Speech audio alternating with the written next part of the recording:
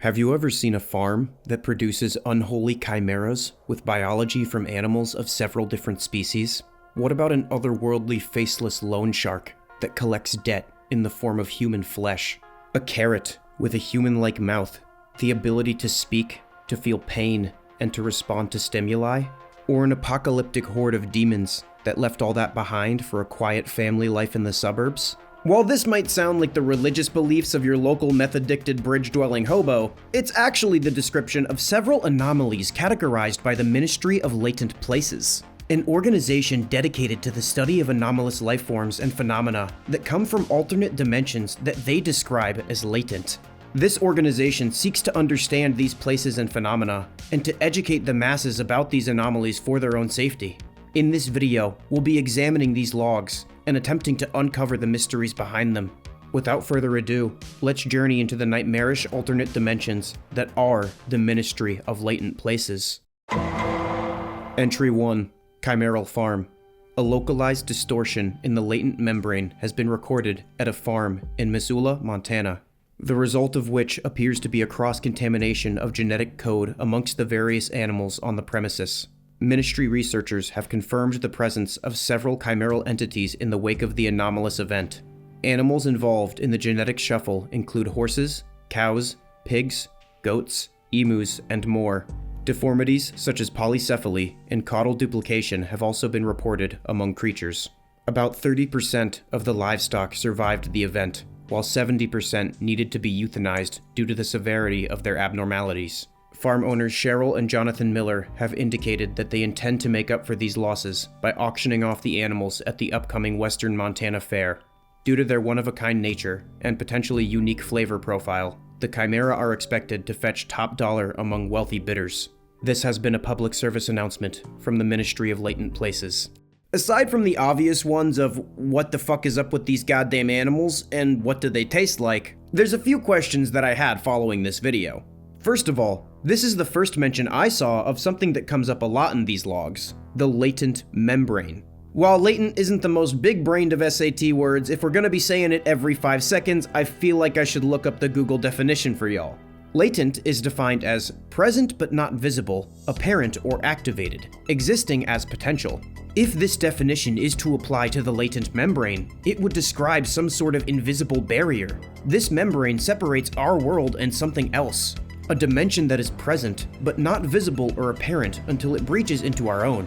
A localized distortion in the latent membrane probably refers to the fact that these effects were only seen on the farm, and because they can recognize that this phenomena is due to the latent membrane distortion, chances are this isn't the first time that something like this has happened.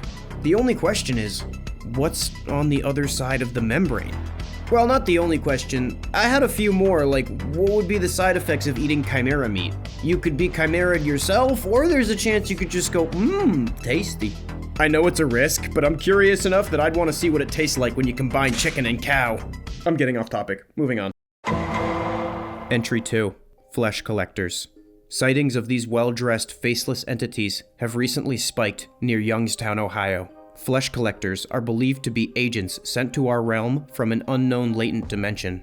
Their intentions appear to revolve around the brokerage of various Faustian bargains and the enforcement of their terms. Avoid condemned and abandoned locations, as this is where flesh collectors prefer to conduct their grim business dealings. Do not interact directly with a flesh collector, as merely being in the presence of these beings may result in acquired debts. The ministry has deployed undercover investigators in order to further understand flesh collector behavior and to document the fine print of their contracts. Debtors who are found to be in breach of contract are subject to the garnishing of one's corporeal form by the way of an epidermal-based payment plan. This has been a public service announcement from the Ministry of Latent Places. This entry tells us a bit more about the worlds of the Ministry of Latent Places. As we know, the latent membrane is a barrier that divides our dimension from many others. It appears that the Ministry of Latent Places is the organization tasked with studying this membrane, the dimensions that lie behind it, and the phenomena and inhabitants that occur within them. When our dimension makes contact with latent dimensions, aspects from either bleed over into the other one. In this case, beings seem to be using the membrane as a gateway in order to make their flesh-based business deals. Dude, fuck, I want to fucking invest in meat coin. We know that they want the flesh, but not what they want it for. This hints that there may be some sort of interconnected economy system between some of the latent dimensions. And your balls might be worth something in that system if you're the 70% of my male audience. Or clit, I don't know. Our entire dimension is simply a small piece in a massive interconnected system. It appears that the latent dimensions are an ecosystem in their own right. We are but ants in an anthill on a sidewalk corner of a universe that appears to be 2000s Wall Street. Entry 3. Regular hellspawn. In 1959, a horde of infernal hellspawn tore through the latent membrane with a violent fervor. Emerging 5 miles northwest of Bentonville, Arkansas, they marched towards the nearest population center, hungry for flesh and thirsty for souls. However, upon arrival to Bentonville's picturesque town square, the hellspawn simply fell in love. The damned abominations were immediately taken by the adorable atmosphere and the jubilant buzz of the townsfolk. The infernal hellspawn made the difficult decision to slowly wean themselves off of human and to plant their roots. Decades later, the hellspawn remain accepted and upstanding members of this vibrant community. Some hellspawn even went on to start their own successful businesses, which are still around today. If visiting, avoid referring to the hellspawn as infernal, as the hellspawn have become infected by this descriptor. This particular gaffe has often led to dietary slip-ups from the regular hellspawn. This has been a public service announcement from the Ministry of Latent Places. In this entry, we again hear about the latent membrane, and another dimension, this time full of hellspawn. This entry is a lot less threatening than the first two, and it shows an aspect of this project that I really enjoy. While at first glance, the Ministry of Latent Places feels like the Rick and Morty multiverse had a baby with the SCP Foundation, it plays with anomalous concepts in a way that I feel like the SCP Foundation doesn't always match. In this entry, rather than the classic SCP bullshit of, "Oh yeah, well this monster is like that last monster, but scarier and stronger times infinity," the Ministry of Latent Places takes a refreshing approach and spins a monster that would normally wreak havoc on small-town America into a quaint hometown-friendly neighbor. While there are SCP entries that explore concepts such as this, it often does devolve into, "Well, my monster is that monster plus one." And I haven't seen any of that style of writing from the Ministry of Latent Places. There is a comedic style of approach to these horrors, and it seems as though it's subversive to the typical SCP fare while still using it as inspiration. Taking the piss out of the concept rather than taking it too seriously. Also, would you, Demon Lady? Because I would, Demon Lady. Entry 4. Veg Heads. The California Department of Food and Agriculture is reporting the appearance of human-like denticulations in recent vegetable crops being grown in the town of Arroyo Grande. Colloquially being referred to as veg heads, these strange organisms were discovered when local farmers were awakened Saturday night by the sounds of shrill screaming echoing from their fields and gardens. Veg heads appear to respond to physical stimuli, possess basic motor functions, and are capable of primitive vocalization, primarily in the form of their aforementioned wailing. Researchers are proceeding with caution and acting under the assumption that the produce is capable of experiencing physical and perhaps emotional pain. Therefore, there is no available data on their edibility or flavor profile. Although the official cause of their growth is unknown, our satellite feeds indicate increased vehicular activity near the Campodonico Ranch uranium occurrence southeast of Arroyo Grande. This has been a public service announcement from the Ministry of Latent Places. Most unrealistic thing about this whole thing is that they wouldn't eat it because it felt pain. Bitch, animals feel pain. I still love hamburgers, don't get me wrong. One thing I don't understand is this an animal or a plant? I mean, I know animals can be vegetables, but that's more of a sad hospital bed thing than a farm thing.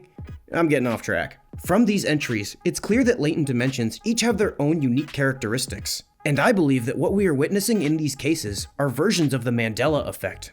The Mandela effect is defined as an observed phenomena in which a large segment of the population misremembers a significant event or shares a memory of an event that did not actually happen.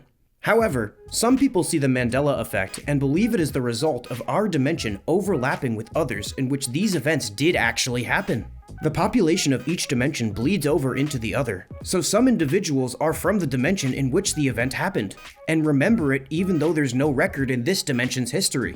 I don't believe that's what's going on in real life, I just think the human brain's weird, but it's a really cool concept to explore in writing. I believe the Ministry of Latent Places plays with this concept by giving us an especially grisly corruption of the interpretation of the Mandela effect. When our dimension overlaps with another, characteristics from each bleed over to the other, changing both dimensions. The result is the dimension we live in becoming unrecognizably altered by places we can't even imagine, but I'm gonna describe one to you right now. Entry 5. Skindianapolis. LP9524C could be accessed via the ladies' room of the 13th and Capitol Starbucks in Indianapolis, Indiana. The grisly landscape of this latent dimension is formed entirely of flesh, hair, and other living biotic material. No entities appear to occupy the realm. Rather, the realm is an entity unto itself. Through a combined effort by Ministry biologists and geologists, experiments have concluded that the dimension possesses a massive interconnected network of cardiovascular, muscular, respiratory, and neural systems. The various biomes of Skindianapolis contain a vast array of organic features that defy taxonomy. Core samples taken from prominent Skindianapolis landmarks are currently being processed by geneticists. DNA sequencing is hoped to reveal more information about the unsettling locale. This has been a public service announcement from the Ministry of Latent Places. To finish off, I wanted to look at one of the rarer entries where we actually go into a latent dimension, rather than see a latent dimension bleed into our own. We learn that people can cross through the latent membrane through specific doorways into other dimensions. In this case, the ladies' room of a Starbucks. I know the male skewing demographics of my channel like I mentioned earlier, so if you ended up here, chances are you deserve it, perv. The latent dimension we get a glimpse of seems to be both a living organism and an ecosystem at the same time. Being in this dimension is like existing as a virus within the body. And I wouldn't be surprised if this place has its own version of an immune system wandering around looking for invaders like you. Side note, I love that this one is in a Starbucks bathroom, specifically because coffee makes me shit. Imagine you take your first sip of brown laxative juice, and then your intestines begin to mudslide, and then you end up taking a big fat shit all over the entrance to Skindianapolis. What am I talking about again? The Ministry of Latent Places is a refreshing world-building project where the focus of the content seems to be absurdity and the uncanny, rather than the out-and-out horrific and shocking. Most of these aren't big scary monsters that will stop at nothing to hurt you, which I find all too common in the online variety of content. I'm just as guilty for this, by the way. I mean, who doesn't love a good monster? Half of my videos are about monsters being found underground. Don't get me wrong, the Ministry of Latent Places has its big bads too, but it's not most of what they do. This project focuses more on the strange and unexplainable, a section of demons that finds an appreciation for a town diner's homemade pie so deep that it supersedes their love of human flesh. Farmers that inexplicably begin producing vegetables with human teeth and behavior, or chimera animals featuring Old MacDonald's entire Happy Meat farm. An entire dimension made of, or a race of businessmen who trade only in, flesh. Yeah, these things are kinda creepy, but the writing focuses much more on the strangeness and the unknowability of the situation. Rather than being try-hard and edgy, like what I see from so much horror writing, the Ministry of Latent Places doesn't need buckets of blood or horrific screaming, because it has interesting concepts that stay with you long after for reasons other than horror. It's the same feeling you get going into an oddity shop. Am I afraid of the dead shark preserved in a bottle? No. Do I find it really creepy and cool? Yeah. Am I buying it? No, I'm shoplifting it. There's one thing that I do need to talk about in regards to this content, and it's the consistent use of AI. While Latent Places does use AI to create its world, I feel that there is still an inalienable human touch to this work. The concepts are well thought out and enthralling in a way that AI-written content is often not. There is humor and shock that comes from a human being who knows what it feels like to laugh and recoil. The imagery may sometimes be generated by AI, but the words that describe this world were written with a human mind. This is likely someone talented in writing, world building, and creature design who does not practice visual art as often and is just using the tools available to them. I'm not defending AI. I find it distasteful as well, to be honest, most of the time. I'm just saying I really enjoyed this content, and I felt as though this was still an example of a human being expressing something. Feel free to disagree with me and say that I should be sent to Skindianapolis for artistic treason. I'm just saying this was definitely a project worth covering that shows artistic merit, and you watched the whole time, so maybe you agree. Rant over. Anyways, if you like this video, I'm going to come back and see what goes on in the mystery of lace. You know what, fuck it, I'm keeping it. Make sure to like, comment, and subscribe with all notifications enabled, or I'll throw you into the latent dimension. This was only a small collection of the works from the Ministry of Latent Places, and there's a lot more that I didn't have time to put in one video because it was getting long as is. Go check out the original creator if you haven't already. Shout out the Inner Circle. Love y'all. Okay, bye.